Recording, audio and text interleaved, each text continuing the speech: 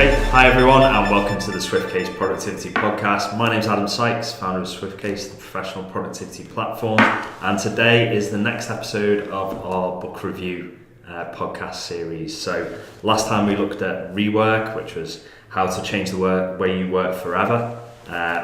We were also giving away a copy of this book in our last podcast episode, and the name of the winner will be below this video this time. So have a look at in the content below the video in the text and see if you've won. And if you want to subscribe, click the subscribe button and the little bell, and maybe you'll be in with a chance of winning our next book, which is today's book, which is This Is Marketing by Seth Godin. So we've all read this month. What's everyone's thought? Well, I'm Craig McCarthy, development manager at SwiftCase, and Phil Whitby, developer at SwiftCase. Yeah. Well, the interesting thing about the way I've approached this book is I've actually listened to it via audiobook. Okay, in the future. Yeah, I've been listening to it on the way to work and on the way home, and I think it's around 8 hours. And Seth Godin himself reads it. Okay. And I mean, I know you guys have read it, and we'll compare how that experience was. But I found the way he read the book, and I always find it a lot more engaging actually when the actual author of a book reads their audiobook, because it's from the horse's mouth, isn't it? But I found the way he did it, it was really relaxing actually, and it was because I know he does a lot of YouTube videos. And I like watching his videos. That's where I found him this year, from his videos. Yeah. But I mean, what I got from it more than anything is this book isn't almost a to-do list, a how-to guide on like the steps you need to take in order to improve your marketing process. It's more like, it's quite philosophical really, and it just fills you with ideas on how you can adapt your approach in order to market to your tribe really. So I think that was one of the big things I took from it. Yeah, the first impression I got from when I read it, and especially the first couple of chapters, was that he's not he's marketing for marketers, right? So you think about it, but he's not a marketer who's talking about marketing. It's a very strange thing. Like he's or is he though? Yeah, he's like he's marketing for you, because marketing has had such a bad rap. I remember it was like I remember it. Back maybe 20 years ago, Bill Hicks doing a bit in his stand-up routine saying, "Is anyone here a marketer? If you are, kill yourself." Right? And then he went on to sort of rip marketers a bit out. They were so cynical and things like that. And Seth at the very end of his book actually talks about that. Yeah. And what I'm seeing here is somebody marketing to marketers. Yeah. Does that make sense? So he's selling it as this way to improve the world. Yeah. Not just be a cynical. It's very honest, isn't it? Yeah. It's promoting honesty and integrity in your vision. I suppose the point is it's about marketing not being superficial. It's actually, and I suppose this is like when people talk about branding, you get some companies to talk about branding, and what they mean is they've designed a new logo, or they've changed the colour scheme of their business and painted all their office a certain colour or something. Whereas he's talking about, if what you do is good, if you create value, and you create value for people who want to buy what you're selling, then that's a good thing, because you're helping people to see things, to find a solution. You're helping people to find something that will help their life that they wouldn't have found otherwise, rather than you trying to sell people stuff they don't, and by bamboozling them with some kind of flashy marketing. Confidence trick, basically. One of the things that really hit home with me was the idea that your logo, even though it can be important, it's really saying that you belong. The logo's there to say that you belong to a group of people, like part of the group that you want them to be with. So a lot of logos are just membership. So it doesn't actually. It's not important to stand out too much with your logo. It just is enough to say that you're a member of a trustworthy group. It's his big thing really was that everything tells a story, doesn't it? And it's the story you tell that needs to speak to people that want to want to hear that story, really. Because they all tell themselves stories. Yeah. And if it fits and aligns, you affiliate with that story, don't you? Yeah. That's the key thing. Yeah. Or affiliation or dominion. Yeah. And traditionally it was dominion. Yeah. You dominate people into buying your product. So it all comes top down. The company is directing like the purchaser, the consumer. Like we want you to know something. this. Yeah.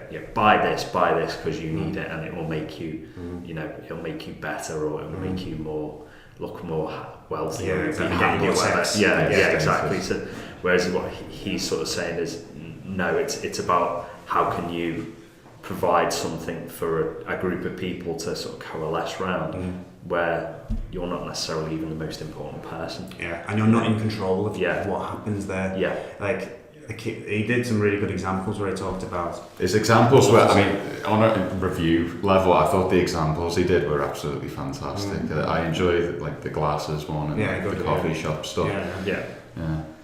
The water, the fresh water. Now, the best thing about that one was they turned up in areas which had fresh water was scarce, and they were getting diseases, even though they obviously needed, they get colonies like that. But they still had to market clean water to people.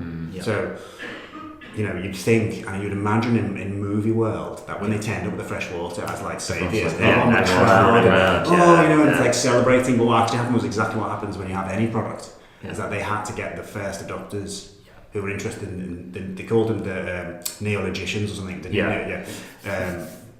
And you have to get them on board, and then they evangelize to people. Even if it's something that they desperately need and might die without. Which that was. There's always people who are sceptical, aren't there? It's like, he's got sort of the bell curve of the early adopters on, and then the people who've got the waiting in line for the iPhone, they queue up overnight and sleep. They're always looking for the next thing. They're always looking for the next and thing. They will dispense with you as soon as they're bored. And then there's kind of the big bulk of people are in the middle, where they'll get the iPhone after it's been out a year or two, and it's come into sort of public consciousness, and it works properly, and it works, and they're happy with that. And then you get the people who even now still haven't got a smartphone, and they'll never buy a smartphone, and they're just not interested. And I think he compares it with people who've still got a VCR with the 12 flash, and they're still asking about tracking, ringing you up. And those people aren't worth $1, he did say, or something like that. It's like you'll never change their minds. So marketing to them. So you should be marketing to the small, around 1,000 people. He was saying. I think the other point was that the middle people don't market to them either, because they're too far away. And there was another book he mentions that I might get. I think it's called Crossing the Chasm, and he says it's sort of the gap between the early adopters and sort of mass market, and to do that is that's the achievement. The holy grail. All you can really do is concentrate on the. And he said to me, there's nothing more powerful really than word of mouth, and someone's if it's backed up by people saying, "Oh, I think this is great." Then brilliant. I mean, to be fair, I know what I always do when I tend to buy a product is I relentlessly search for reviews. And if something is really well reviewed by normal people that have used the product, I'm always going to opt for that instead, even if it's slightly more expensive. If someone's selling you something, they're telling you it's great. Well, I will actually. Of course, they're not going to tell you what's bad, are they? I mean, if you're buying a TV or something, and there's all this fancy words and say, "Oh, great, new crystals." But there's a TV is more or less a commodity now, like rice or something, isn't it? Or like internet service or telephone service, isn't it? Where actually they don't really have a brand. No. You know what I mean? Like an LG, in fact, a lot of them are made. They're all pretty much the same, isn't it? But there's so it's really really about the same panels, don't they? Yeah. So we'll get to the point eventually where we're guessing that computers and smartphones will become just as much like. I think computers already are, because I remember when I first sort of started in business, I was more involved in like hardware and IT and networking things, and people used to say, "What's the best computer to get?" And like you used to have to say, "Well, get this one. It's got this component, this graphics card, this whatever." They used to be distinctive, and like laptops, and like people still ask me now, and I go, "Get any, they're all as good as each other." You get a 5-year-old one, and it'll still do the same. If you pay what you want to pay, it will probably be good enough for what you want it to do. And it has. It's just you can get any laptop. There's no rubbish laptops. I think there was I can't remember the person who said it, but there was a review or something in a car magazine a few years ago, and it was like, buy any car, all cars are good. You know, there's not a bad car anymore. It might be something that doesn't fit your idea of status. You know, like you might want a car, but it's not like the old days where cars used to break down all the time, and like you don't really hear that as much, do you? No. Cars used to always break down. If they do, it's probably because like a perception of a car being unreliable may be a function of its popularity. You know, so I've heard mechanics say, "Oh, those cars are always breaking. Those Nissan Qashqais, they're always breaking down." Well, of course they are. You're seeing them in your garage because there's like a tenfold. Yeah, how many are there? Yeah. You know, so it's most of the time, your perception of whether something is good or not is just a statistical error. Yeah. So I think one of the things he's saying, I think you mentioned it before, is about tribes. I think one of Seth's other books is called Tribes, and the idea of that, I suppose, is finding people who want the same things, and finding people who you can sort of bring into your tribe. You know, you can have a tribe and affiliate with, as you said before. And one of the things that he sort of relates to that is having kind of I think he calls it a minimum viable product. Smallest viable market. So like you said about the 1,000 people or whatever, you need to find the smallest niche of or group of people that you can market to, where you can really get sort of into their psyche and like really provide some value for them. That maybe isn't, you know, you're not trying to sell to everyone. You are trying to sell to that small group. It's the idea of them as well, believing like, oh, I'm a part of this exclusive group. We've kind of talked about it before, haven't we? Feel like that's sort of like a cult almost. Yeah, exactly. But the key thing for some of them, I seem to remember, is that if the product itself benefits from other people getting on board, so like Slack, you know, for it to be effective. And even like mobile phones, like iPhones, you need to have other people you there. You need to have someone there to send the email to, don't you? Yeah, if you can incorporate that into your product somehow, or if that's part of it, then you know you're more likely to get evangelism like that. Yeah, and that's an interesting point as well. Not everything took off straight away. No. You know, it takes years. For the overnight success. It's not real. It's like one in a billion chance, really. So yeah, it's that idea of it. The market growing in time. You have to sort of stick at it at the coalface, so to speak. Without necessarily any direct evidence of huge engagement. You know, because he even breaks it down to how much you would pay for a click, wasn't it? Yeah. If you did sort of brand marketing and you did you've got no chance. You've got no chance, So I suppose just to explain that he goes on about the difference between direct marketing and brand marketing. And brand marketing, I suppose, the best example would be Coca-Cola's billboard poster. Coca-Cola can't say, well, 5 million people have driven past this, and in this area we know that these people saw this sign and we've sold this, so the return on investment for our massive billboard is it costs us 1 penny per bottle of Coke sold or something for this billboard. You can't do that. You just have to put it out there and hope that people, you know, become aware of your brand and so on. Or it might just not be doing anything. You just don't know. There's no way to measure.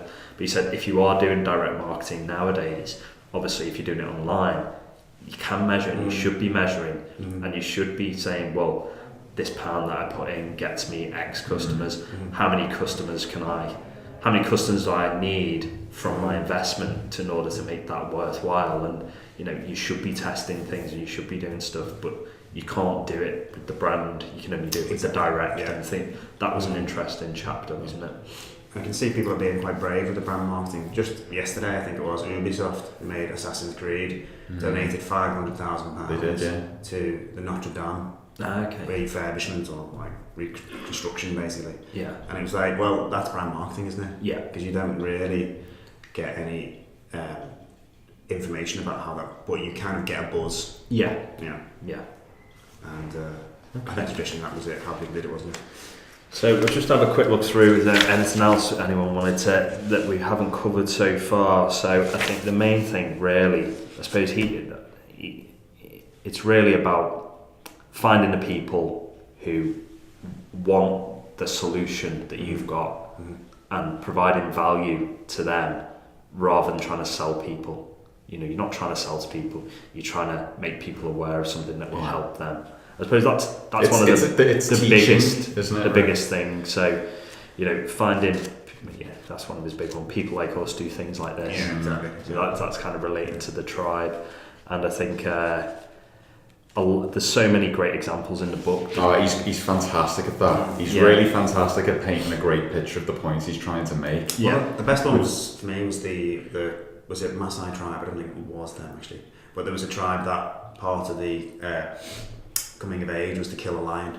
Yeah, and that was brilliant. Yeah, and it was impossible to stop them to convince them. Yeah, unless you changed the coming of age process to be saving the lion. Yeah, and so you had to sort of like supplant that story with a new story. Yeah, rather than just say no, you can't do this. Yeah, you give them this option that is viable and gives them that sort of status. Yeah. So it confers status whilst changing the underlying act. Yeah.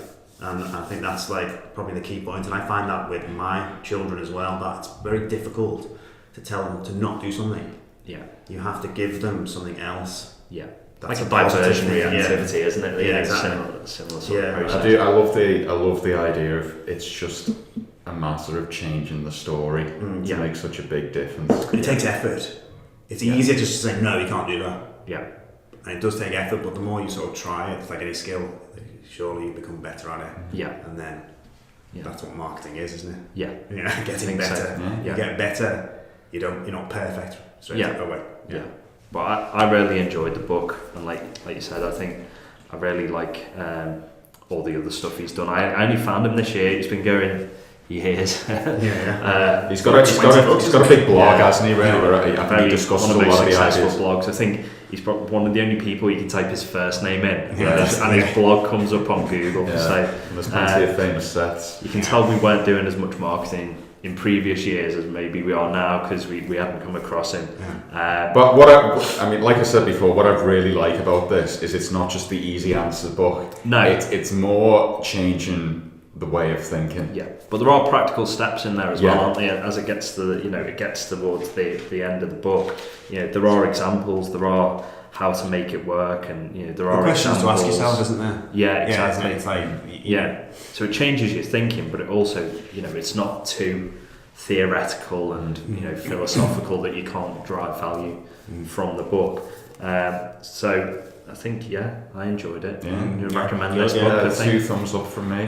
2 thumbs up is that the maximum? It is, yeah.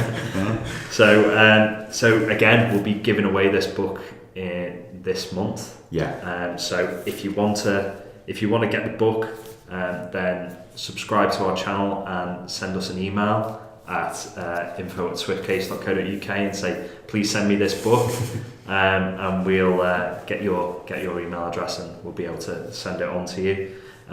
Or if you want to follow us on any of our social media, we'll be posting about the book, and if you share the post, we'll also drop you into the draw as well. Excellent.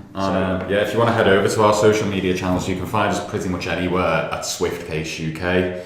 And also check us out on our website for more information about the book giveaway, swiftcase.co.uk. Great, and if you want us to review any more books or you have any suggestions, then please pop them in the comments below, and don't forget to subscribe. That's great. Well, thanks everyone for joining us on the SwiftCase Productivity Podcast on the book review episode, and we'll see you again next time.